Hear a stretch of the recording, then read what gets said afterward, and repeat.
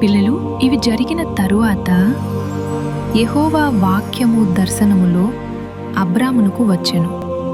T-10, 9, 8, 7, 7.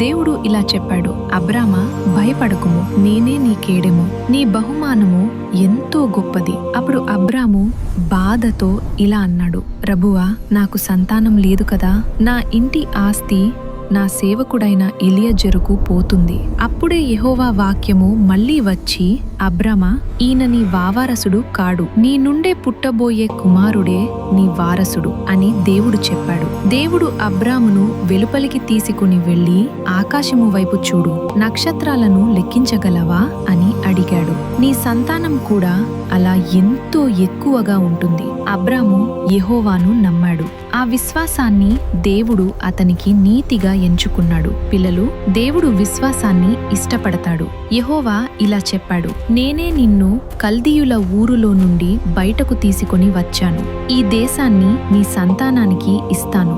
అబ్రాము అడిగాడు, ప్రభువా, ఈ దేశాన్ని నేను పొందుతానని నాకు ఎలా తెలుస్తుంది? అప్పుడు దేవుడు బలులు సిద్ధం చేయమన్నాడు. అబ్రాము అవన్నీ తీసుకొని నడుమకు ఖండించి పెట్టాడు. పక్షులు వచ్చాయి, కాని అబ్రాము వాటిని తరిమివేశాడు. సాయంత్రమైంది. అబ్రామునకు గాఢ నిద్ర పట్టింది.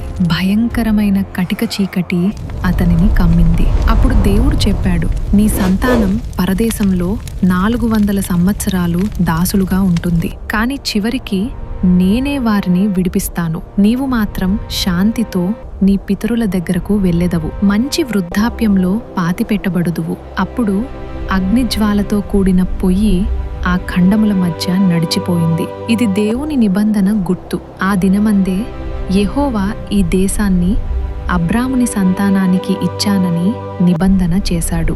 దేవుడు తన మాటను ఎప్పటికీ నిలబెట్టుకుంటాడు. పిల్లలు, అబ్రాములాగానే మనము దేవునిని నమ్మితే దేవుడు మన జీవితంలో అద్భుతాలు చేస్తాడు.